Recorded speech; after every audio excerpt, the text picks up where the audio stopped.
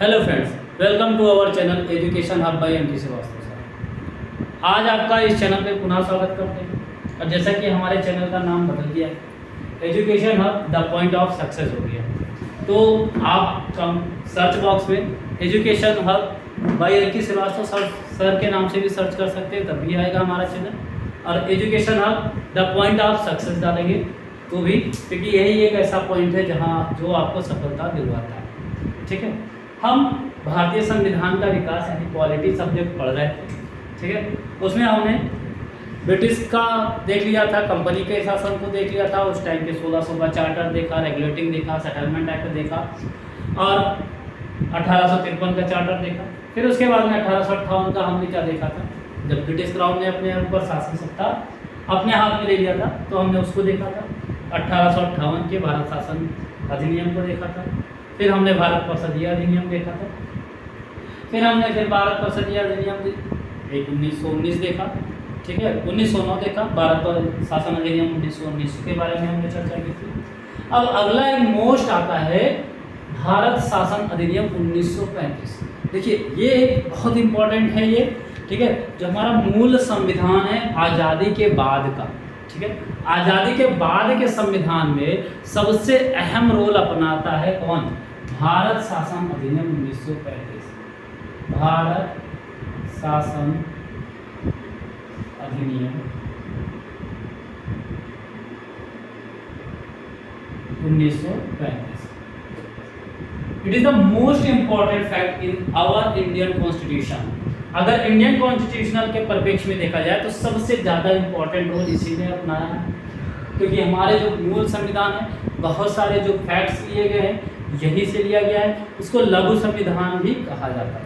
ठीक है, तो इसको अन्य नाम से भी आप नोट डाउन कर सकते हैं, लघु संविधान। ठीक है, देखिए अब अगर इस पे चर्चा की जाए तो ये बना क्यों, सबसे पहली चीज इंपॉर्टेंट थिंग्स ये निकल के आती है कि ये बना क्यों, या फिर कैसे क्या चीज़ें हुई, इसका ऐतिहासिक परिपेक्ष हम देखते हैं। देखिए, जो हमारा भारत शासन अधिनियम 1919 आया था, उसकी जांच के लिए भारत शासन अधिनियम 1919 के लिए GOI 1990 की जांच के लिए, किसके लिए, क्या जांच के लिए, जांच के लिए एक कमीशन लाया गया भारत में। क्या एक कमीशन लाया गया, कब? वो भी 10 वर्ष के बाद, 1919 के 10 वर्ष के बाद।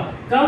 10 वर्ष के बाद, 10 वर्ष पश्चात बाद, 10 वर्ष बाद यानी 1929 में क्या लाया गया? एक कमीशन आया हमारे यहाँ पे, जिसका नाम क्या था? Simon Commission. क्या? Simon Commission. ठीक है, साइमन कमीशन हमारे भारत में इन करता है कब? 1929 में, लगभग 29 में नहीं, 10 साल के बाद जांच के लिए ऐसा प्रावधान किया गया था। लेकिन उसी के 2 साल पहले, याद रखिएगा, 2 साल पहले यानी 1927 में, यानी साइमन कमीशन भारत आया था 1927 में। काम तो किया, बताया गया था कि 10 साल के बाद इसके जांच के लिए एक टीम आएगी, लेकिन 2 साल पहले ही ब्रिटेन के संसद ने एक कमीशन पास किया, साइमन कमीशन, और उसको 1927 में भारत भेज दिया। क्या? भारत में भेज दिया, भारत में मतलब वहीं पे पास कर लिया। कब? डेट याद रखिएगा, 8 नवंबर 1927 को ये पेश किया जाता है ब्रिटेन के संसद में, और वहां इसको पास कर दिया जाता है। साइमन कमीशन कब पास हुआ? देखिए, अभी हम भारत शासन अधिनियम 1935 नहीं, उसका इतिहास पढ़ना कि कैसे बना, क्यों इसकी जरूरत पड़ी। तो जो हमारा गवर्नमेंट ऑफ इंडिया एक्ट था 1919 आया था, उसकी जांच के लिए प्रावधान किया गया था कि भैया 10 साल के बाद इसमें जांच के लिए एक टीम गठित होगी। लेकिन उसके 2 साल पहले, 10 साल पूरा होने से पहले, 2 साल पहले, लगभग 8 ही साल पर, यानी 1927 में साइमन कमीशन नाम का एक गठन किया गया। और कब? 8 नवंबर 1927 को। ठीक है, कहां पर? ब्रिटेन में। कहां पर? ब्रिटेन में। कहां पर? लिख लीजिएगा, ब्रिटेन में। ठीक है, अब देखिए, अब ये जब बन गया कमीशन, पास हो गया, तो ये आया कब भारत? ये आया कब भारत? ये आया 3 फरवरी 1928 में। 3 फरवरी 1928 में भारत में आगमन हुआ, भारत में आया। कौन आया? साइमन कमीशन आया। साइमन कमीशन, ठीक है, क्या साइमन कमीशन भारत आया। ठीक, अब देखिए साइमन कमीशन भारत आया तो, लेकिन अब आया यानी सिंगल पर्सन का एक कमीशन था, ठीक है, और इस सिंगल पर्सन नहीं कह सकते, सॉरी 7 सदस्यों का एक कमीशन था, ठीक है, और इसका अध्यक्ष कौन था? अध्यक्ष कौन थे जिसके नाम से कमीशन बना? अध्यक्ष कौन था? अध्यक्ष साइमन कमीशन का अध्यक्ष कौन था? कौन था? तो साइमन याद होगा, सर जॉन साइमन। कौन? Sir John Simon. Simon commission का अध्यक्ष कौन था? Sir John Simon. Simon commission Bharat कब आया? 3 फरवरी 1928। साइमन कमीशन के लिए बिल कब पास हुआ? 8 नवंबर 1927। कब? ब्रिटेन में। किसके लिए पूछा जा सकता है? तो भारत शासन अधिनियम 1919 की जांच के लिए। किसके लिए? भारत शासन अधिनियम 1919 की जांच के लिए। कितने टाइम ड्यूरेशन दिया गया था? 10 वर्ष के लिए। लेकिन हो कब गया?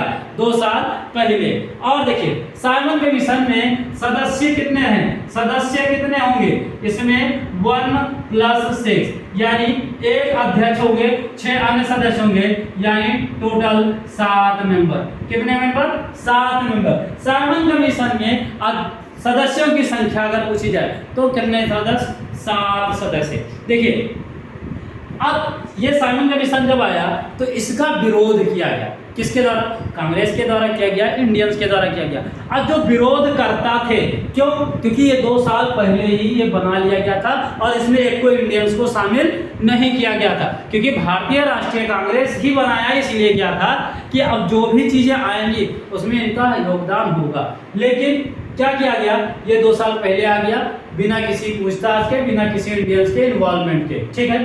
तो इसका विरोध किया गया। तो इसके विरोध करता जो भी लोग थे उनको भारत के सचिव द्वारा, जो भारत का जो सचिव बनाया था उसके द्वारा क्या किया गया? जेल में डाल दिया गया। किसके डाला? जेल में डाल दिया गया भारत के सचिव के द्वारा। अब देखिए किसको? विरोधकर्ता को। ऐसे लिख लीजिएगा, विरोधकर्ता को जेल में बंद कर दिया गया। कहां? जेल में डाला गया। किसके आदेश पर? किसके आदेश पर? भारत सचिव के आदेश पर। भारत सचिव के आदेश पर। किसके आदेश पर? भारत सचिव के आदेश पर। ठीक, अब देखिए भारत सचिव, अच्छा थे कौन भारत सचिव? थे कौन उस टाइम के? वर्कन हेड। वर्कन, देखिए हर एक पॉइंट बताऊंगा, कहीं से क्वेश्चन छूटने नहीं दिया जाएगा। वर्कन हेड थे कौन? सचिव। भारत सचिव कौन थे उस टाइम के? वर्कन हेड। बिल्कुल गारंटी पेपर पे लिख करके दूंगा आपको कि एक भी पॉइंट आपका पॉलिटी में से मिस होने नहीं दिया जाएगा। हर एक चीज आपका यहाँ से तैयार किया जाएगा। तो क्या हुआ? साइमन कमीशन भारत आया।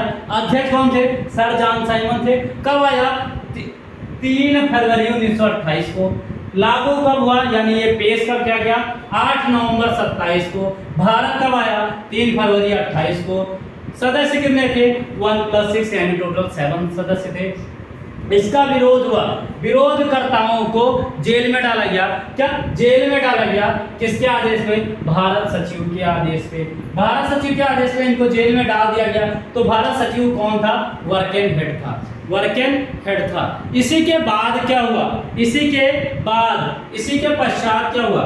जब इसको नहीं माना गया तो फिर क्या कहा गया? कहा गया अच्छा तुम अपनी तरफ से बताओ। तो इसी के पश्चात आप लिख लीजिएगा, इसी के बाद किसके द्वारा? नेहरू जी के द्वारा। किसके द्वारा? मोतीलाल नेहरू के द्वारा। जवाहरलाल नेहरू नहीं, मोतीलाल नेहरू के द्वारा एक रिपोर्ट पेश की गई। क्या? एक रिपोर्ट पेश की गई। क्या की गई?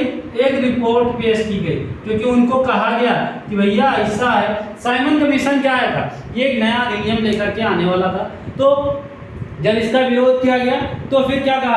कहा कि भैया ऐसा है, तुम अच्छा तुम ही बताओ, तुम्हारे पास है इतना दिमाग कि तुम बना सकते हो। तो मोतीलाल नेहरू साहब उठ करके आए, क्योंकि उस टाइम के माने जाने एडवोकेट ये भी थे, है ना। देखिए मूल जो हमारा संविधान लिखा है वो सिर्फ वकीलों का लिखा ही है, भाई मोस्टली ऑफ एडवोकेट्स ही हैं उसमें। तो ये उत्तर क्या है? हाँ भैया है हमारे पास, हम बना सकते हैं। तो इन्होंने पहली रिपोर्ट पेश की गई जिसका नाम क्या दिया गया? नेहरू रिपोर्ट। क्या?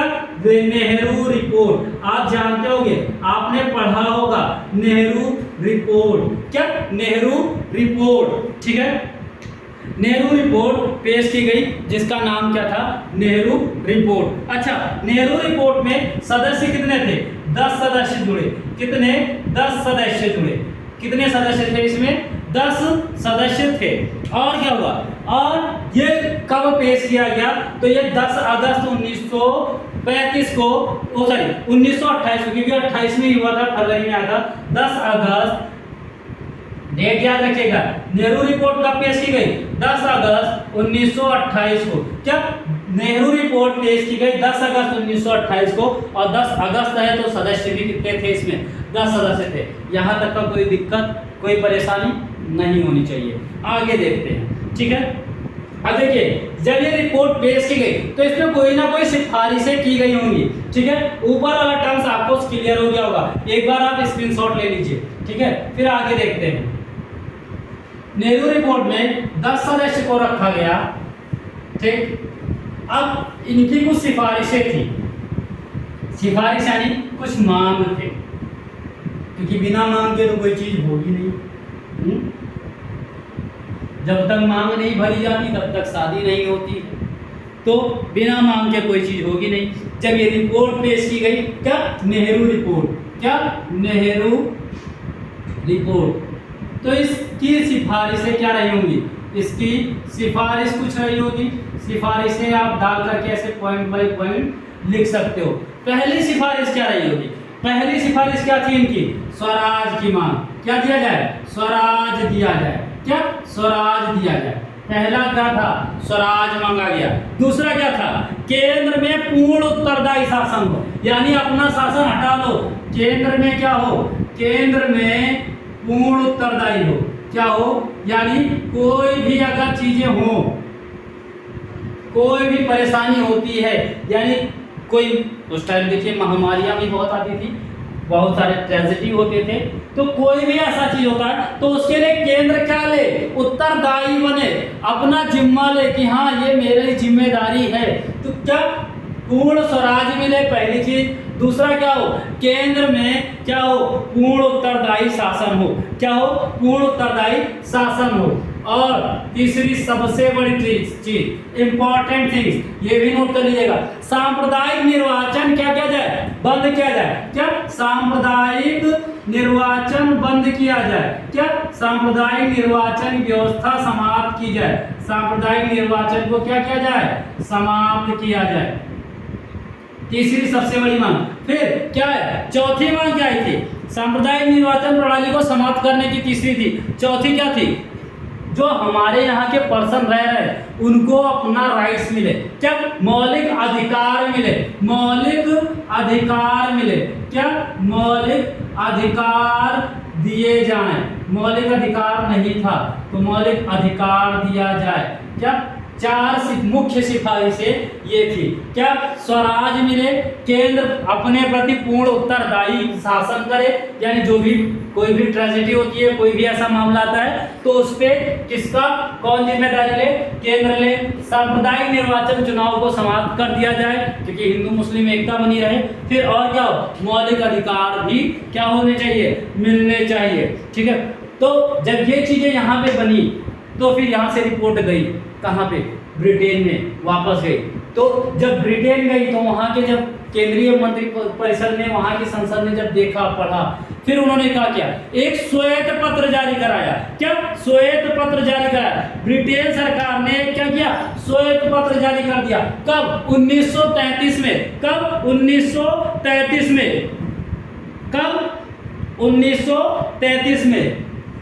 1933 में ब्रिटेन ने क्या किया? इसी के जरिए क्या कर दिया?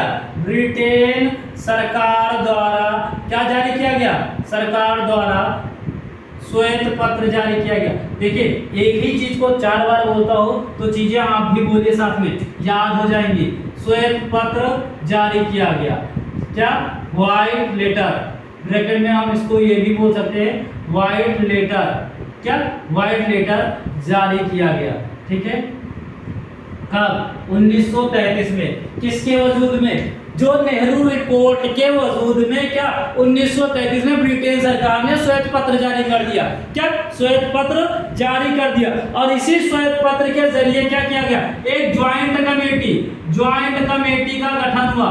क्या ज्वाइंट कमेटी का गठन हुआ, या क्या कह सकते हैं ज्वाइंट कमेटी को? संयुक्त कमेटी कह सकते हैं, संयुक्त समिति। क्या संयुक्त समिति का क्या हुआ, गठन हुआ श्वेत पत्र के द्वारा। क्या लिख करके भेजा गया कि इसमें भैया संयुक्त कमेटी का गठन किया जाएगा, और इसका अध्यक्ष कौन था? ज्वाइंट समिति के अध्यक्ष कौन थे? Lord Linlithgow. कौन? Lord Linlithgow. यही देखिए 1940 में यही बन करके आएंगे क्या, governor general of India, viceroy of India बन करके आएंगे लॉर्ड लिनलिथगो। ये क्या रहे हमारे उस टाइम के अध्यक्ष बने। किसके? ज्वाइंट कमेटी के, संयुक्त समिति के अध्यक्ष बने। क्या अध्यक्ष बने? Lord Linlithgow. किसके? ज्वाइंट कमेटी के, संयुक्त समिति के अध्यक्ष कौन बने? Lord Linlithgow. क्वेश्चन पूछा जा सकता है, लॉर्ड ज्वाइंट कमेटी के, संयुक्त समिति के अध्यक्ष कौन थे? Lord Linlithgow. ठीक है, ये ऑप्शन में रहेगा, ये मत सोचिएगा कि ये वायसराय है। वायसराय तो ये बाद में बने हैं, लेकिन उससे पहले 1933 में श्वेत पत्र के द्वारा जो ज्वाइंट कमेटी का गठन किया गया, उसमें ये क्या बने? अध्यक्ष के पद पे ये रहे। और ये कब हुआ?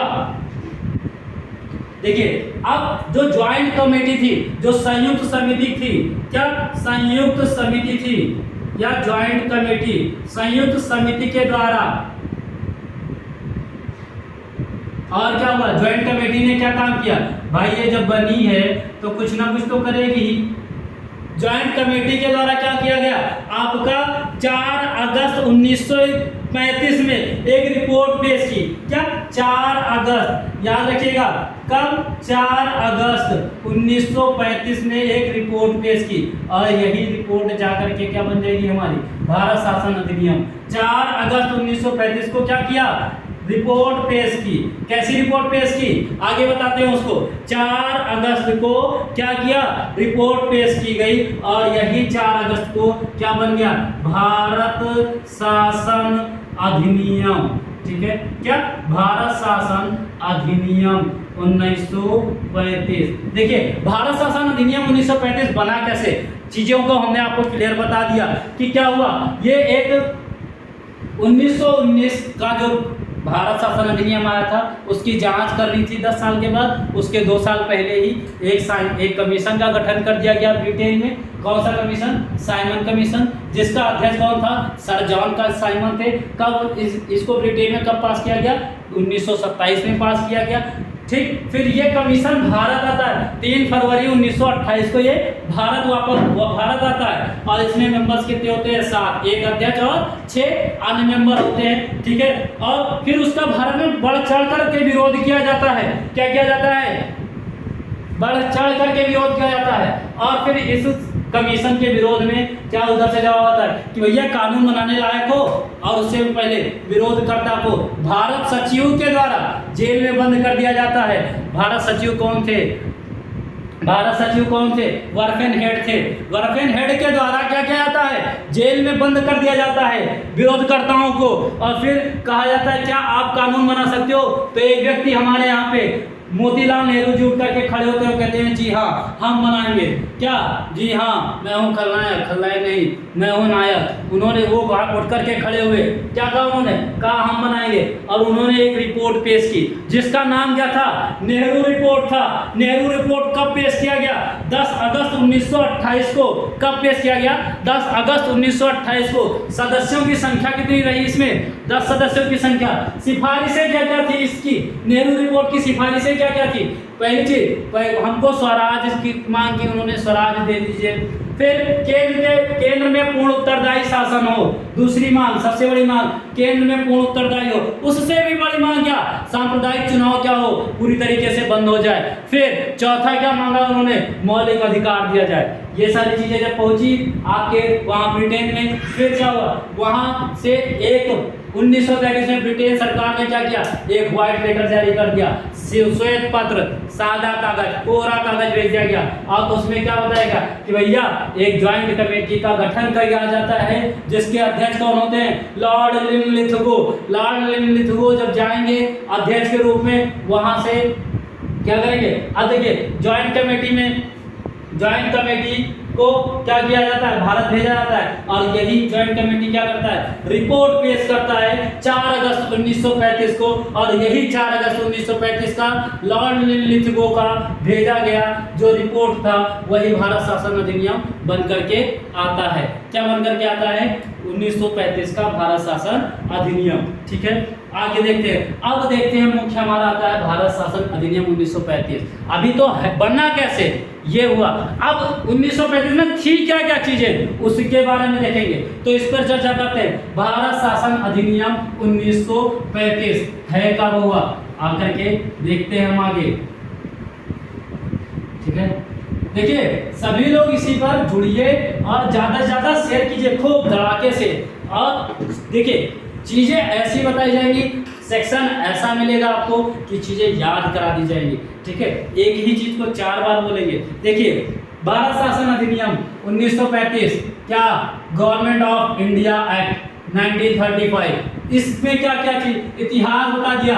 अब इसमें सिफारिशें क्या क्या थी, इसको देखेंगे हम, क्या क्या सिफारिशें आई।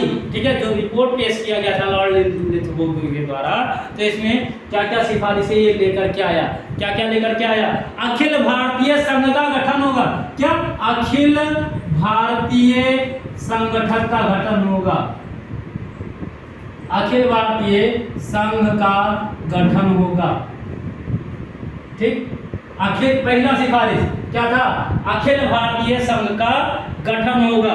ऑल इंडिया यूनियन का यहाँ पे क्या होगा, गठन होगा। और इसमें क्या किया गया, देखिए क्या क्या किया गया, इसमें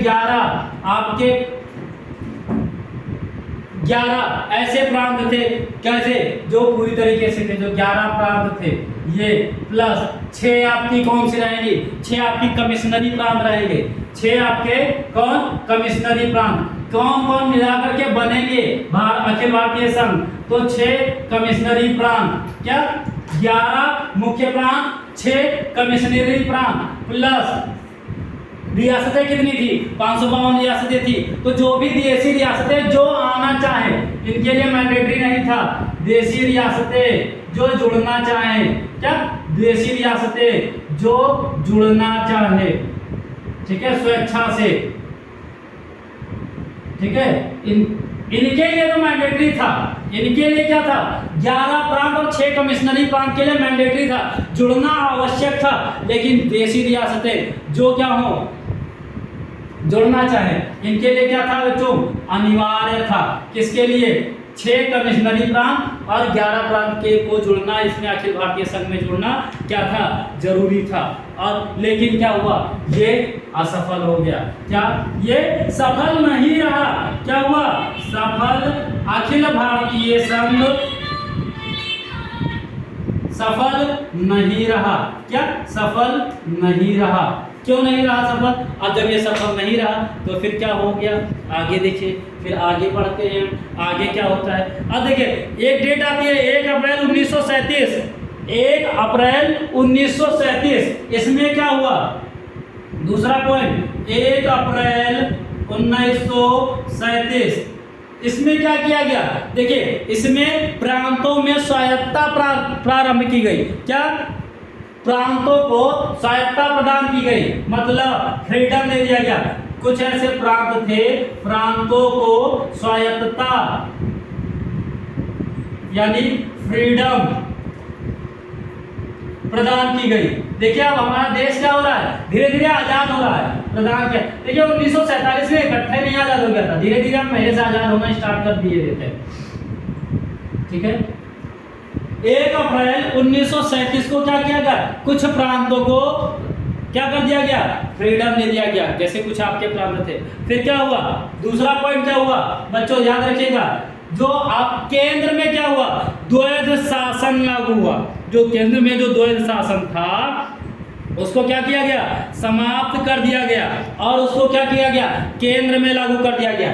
जो द्वैध शासन था उसको क्या किया गया, केंद्र में द्वैध शासन लागू कर दिया गया। क्या, द्वैध शासन लागू कर दिया गया। अब द्वैध शासन था क्या, ये भी जान लीजिए। द्वैध शासन क्या था, जो 1919 का जो आया था हमारा संविधान में, यानी भारत शासन अधिनियम 1919 के थ्रू जो आया था कि प्रांतों में द्वैध शासन होंगे, उस प्रांतों के द्वैध शासन को खत्म करके केंद्र को द्वैध शासन दे दिया गया। यानी प्रांत के द्वैध शासन नहीं होंगे। क्या, प्रांत के द्वैध शासन, प्रांतों में द्वैध शासन नहीं होंगे। क्या, प्रांतों में द्वैध शासन नहीं होंगे। अब उसको कहां पर कर दिया गया, केंद्र में द्वैध शासन को क्या कर दिया गया, लागू कर दिया गया। क्या, प्रांतों को फ्रीडम दे करके केंद्र में द्वैध शासन लागू कर दिया गया। ठीक, पहला चीज। फिर अगला पॉइंट क्या इसमें निकल के आता है, जो भारतीय परिषद था, इंडियन काउंसिल था, उसको भी क्या कर दिया गया, इसी के थ्रू समाप्त कर दिया गया।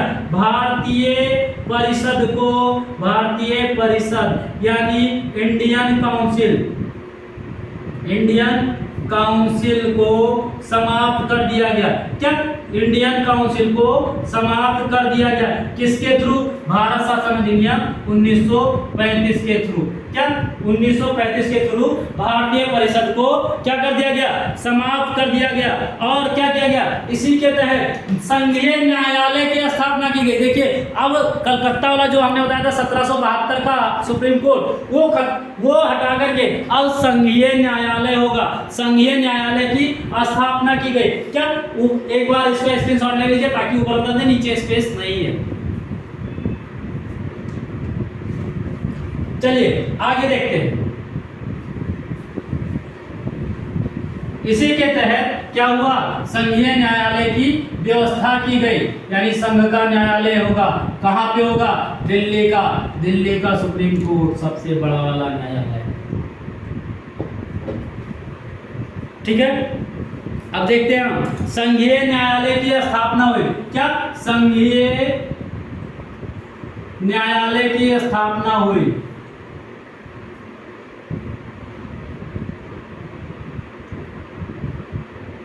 ठीक, संघीय न्यायालय की स्थापना हुई इसी पे। ठीक है,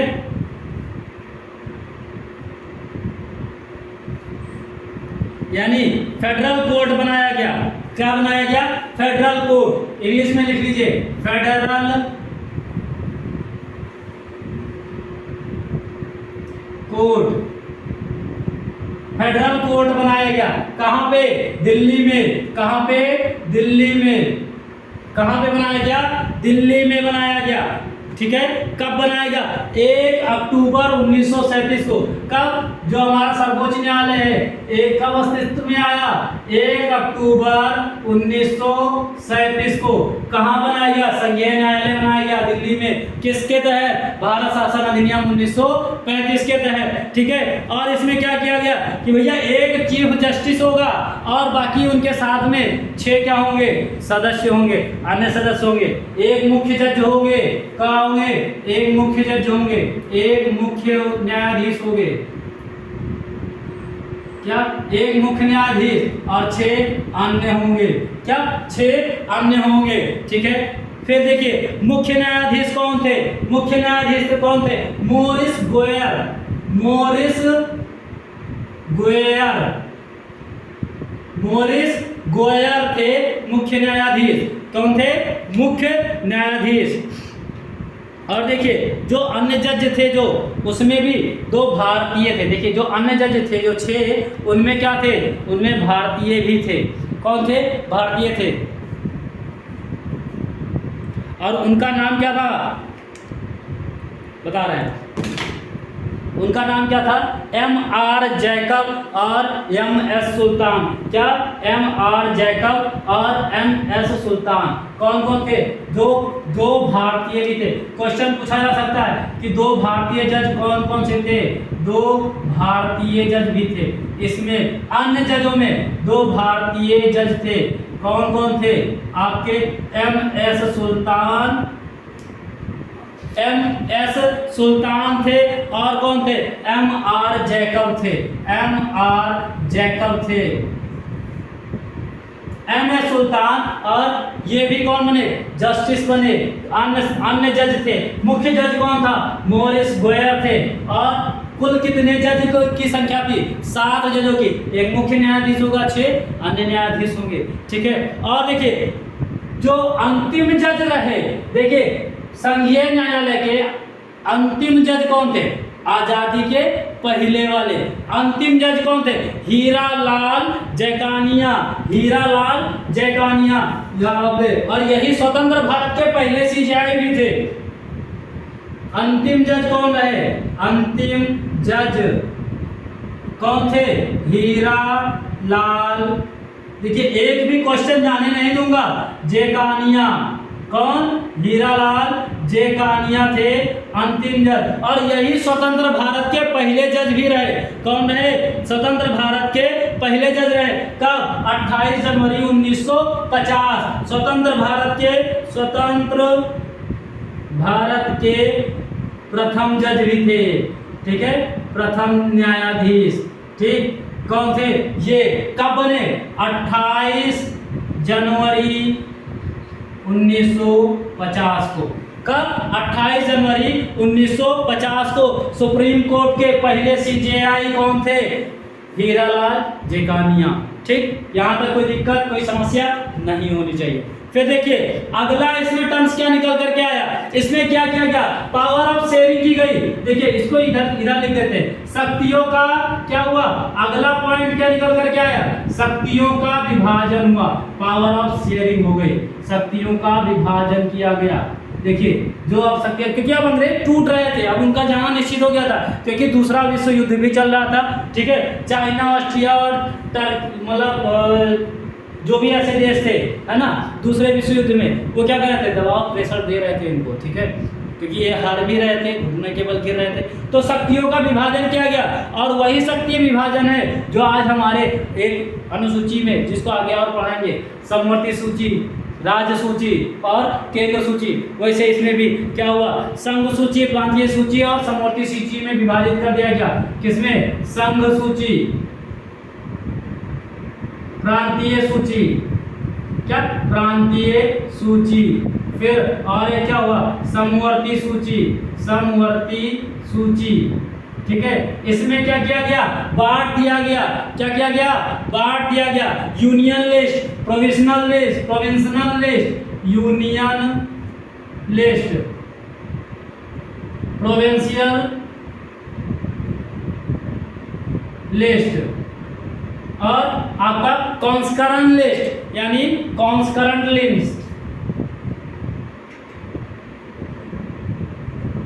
ठीक है, यानी शक्तियों का विभाजन कर दिया गया। संघ सूची में, प्रांतीय सूची में, समवर्ती सूची में कितने कितने सब्जेक्ट रखे गए?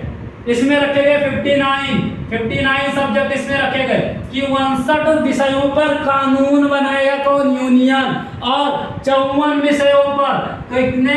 54 विषयों पर, 54 सब्जेक्ट में 54 विषयों पर प्रांत और बाकी 36 विषयों पर, दोनों मिलकर के। क्या? दोनों मिलकर के 59 विषयों पर संघ सूची को दिया गया, 54 विषयों को पर प्रांत को और समवर्ती को किस पर? 36 विषयों पर दिया गया। ठीक, यहाँ तक कोई दिक्कत कोई समस्या नहीं होनी चाहिए। एक बार आप स्क्रीनशॉट ले लीजिए ताकि फिर आगे और कराया जाए। ठीक है, एक बार समझ लीजिए क्या हुआ? भारत शासन अधिनियम के तहत 1937 में एक संघीय न्यायालय की स्थापना की गई। कब? 1 अक्टूबर 1937 को। इसको फेडरल कोर्ट कहा गया।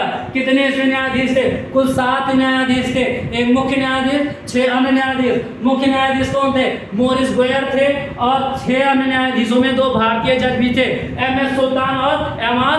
जैकब। M.S. सुल्तान और M.R. जैकब। और फेडरल कोर्ट के अंतिम न्यायाधीश कौन रहे? ब्रिटिश भारत के हीरालाल जेकानिया। और यही मुख्य जज भी बने भारत के, स्वतंत्र भारत के chief justice of India CJI बने 28 जनवरी 1950 को हीरालाल जेकानिया। और क्या किया गया? इसी भारत शासन अधिनियम 1935 के तहत शक्तियों का विभाजन किया गया।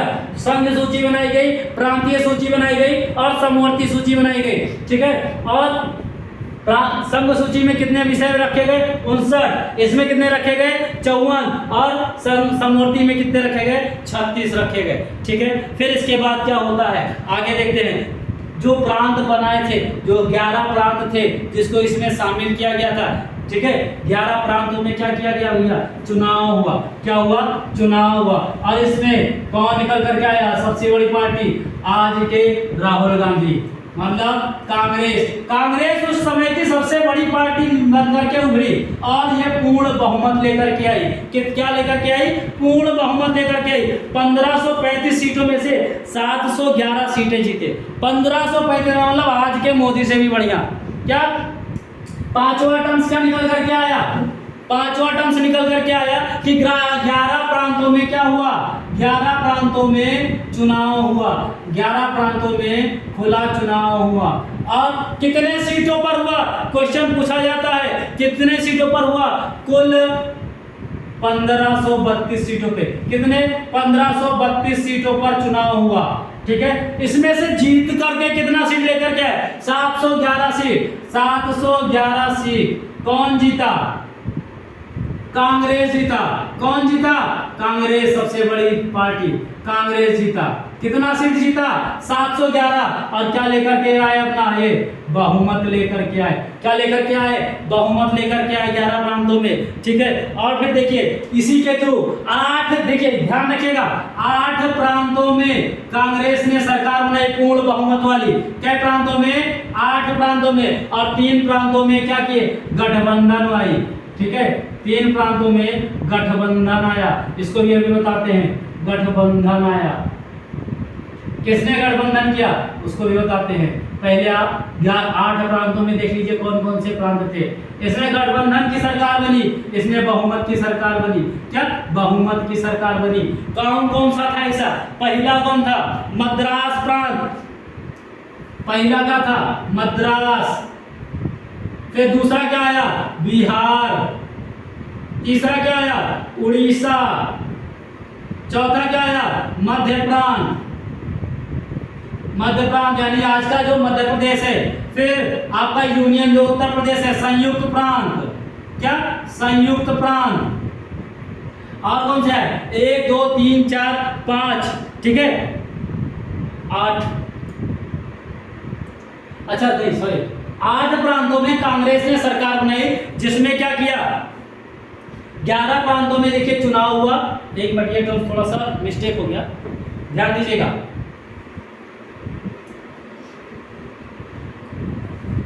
कांग्रेस 711 सीटों पर जीती, यानी कितने प्रांतों पर कांग्रेस ने सरकार बनाई, यानी या प्रदेश का जो कांग्रेस की सरकार बनी वो कितने प्रांतों पर बनी? 8 प्रांत पर इन्होंने अपनी सरकार बनाई। 8 प्रांत पर सरकार बनी।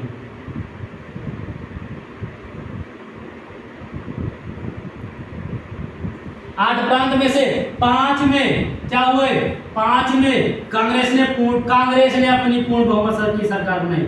5 प्रांतों में कांग्रेस की सरकार बनी, कांग्रेस ने बनाया।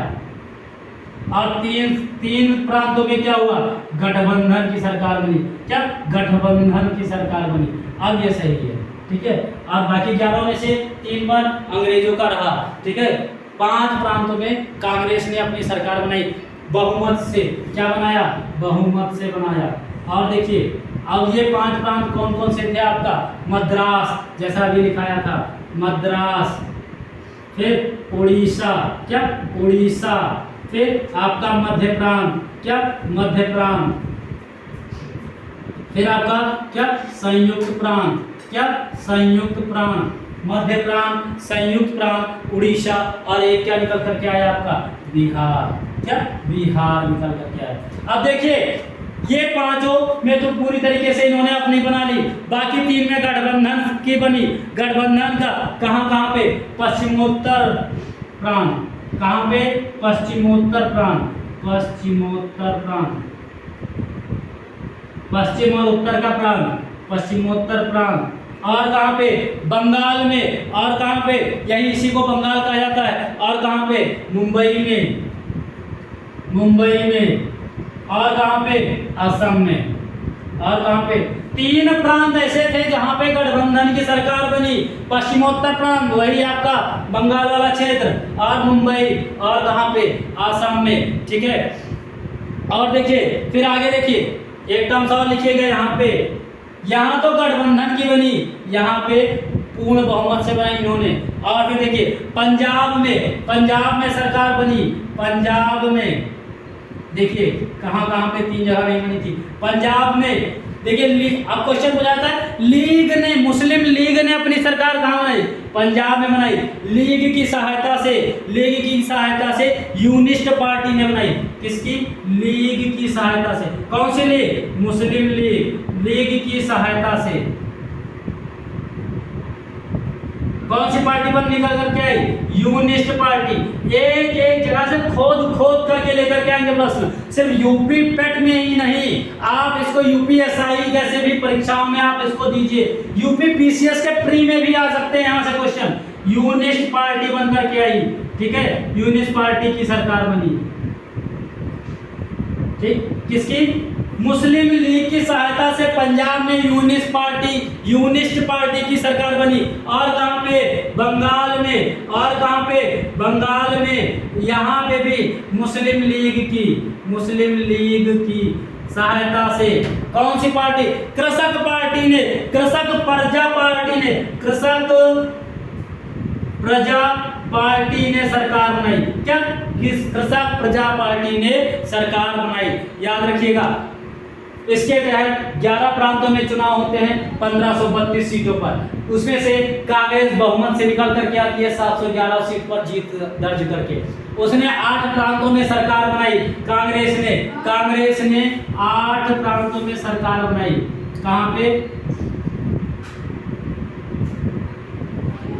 8 प्रांतों पर सरकार बनाई, जिसमें से 5 प्रांत में पूरी तरीके से पूर्ण बहुमत से इन्होंने सरकार बनाई। कहाँ पे? मद्रास, उड़ीसा, मध्य प्रांत, संयुक्त प्रांत और बिहार में। और 3 प्रांतों में इन्होंने गठबंधन से सरकार बनाई, पश्चिमोत्तर प्रांत में, मुंबई में और असम में। फिर इनका निकल करके अगला टर्म्स क्या था?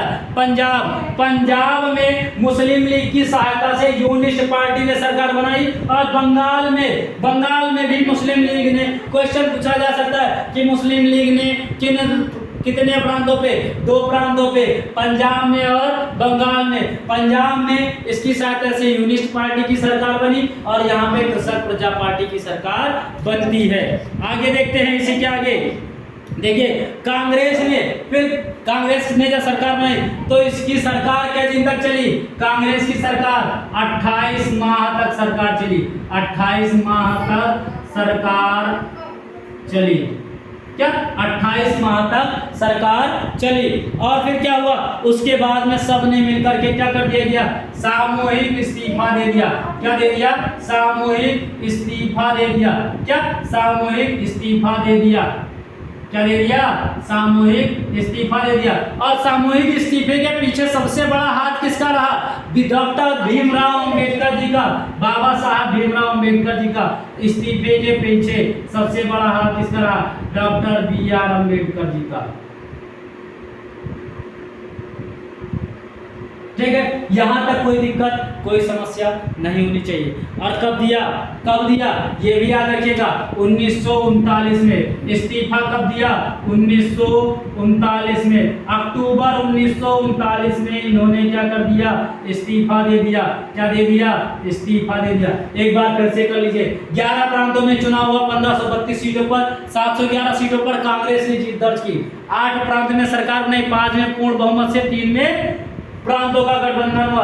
मद्रास, उड़ीसा, मध्य प्रांत, संयुक्त प्रांत और बिहार में। और 3 जगह पश्चिमोत्तर प्रांत, मुंबई, असम में। और क्या हुआ? 28 महीने तक कांग्रेस ने सरकार चलाई। उसके बाद में सरकार ने एक साथ में क्या कर दिया? सभी कांग्रेसियों ने इस्तीफा दे दिया। और इस्तीफा दिलाने में सबसे बड़ा रोल किसका रहा? डॉक्टर भीमराव अंबेडकर जी का। और इस्तीफा कब दिया? 1 अक्टूबर 1939 को। ठीक है। आगे हमारा इसमें अगला टर्म निकल कर क्या आएगा, क्या आएगा, इसके बाद इसी के बाद हमारा आता है 1940 का अगस्त प्रस्ताव आता है। हम अगले वीडियो में उस पर चर्चा कर रहे होंगे। क्रिप्स मिशन पर चर्चा करेंगे, वेवेल प्लान पर चर्चा करेंगे, माउंटबेटन प्लान पर चर्चा करेंगे। यानी आपको संवैधानिक विकास पूरी तरीके से बता दिया जाएगा। फिर उसके बाद में फाइनली हम भारत देश को आज़ाद कराएंगे और उसके बाद में अपना नया संविधान लेकर के आएंगे। और तब तक के लिए हमारे इस चैनल को अगर सब्सक्राइब ना किया हो तो प्लीज़ सब्सक्राइब कर लीजिए, ज़्यादा से ज़्यादा शेयर कीजिए, लाइक कीजिए और वीडियो अंत तक देखिए। पूरा का पूरा वीडियो देखिए, चीज़ें आपको तभी क्लियर में समझ में आएंगी। ठीक है, हमारी कोशिश यही रहेगी कि आपको बेहतर से बेहतर कंटेंट उपलब्ध कराएं और आप अच्छे से, उम्मीद करते हैं पढ़ भी रहे होंगे, और ना भी पढ़ रहे हों तो बस अब ज़्यादा दिन परीक्षा दूर नहीं है, पढ़ाई अभी से स्टार्ट कर दीजिए। आपको हमारे चैनल के माध्यम से पूरा कंटेंट एग्जाम तक का पूरा क्लियर करा दिया जाएगा। तब तक के लिए धन्यवाद। हमारे इस चैनल को सब्सक्राइब कर दीजिए, education hub by the point of success. Thank you.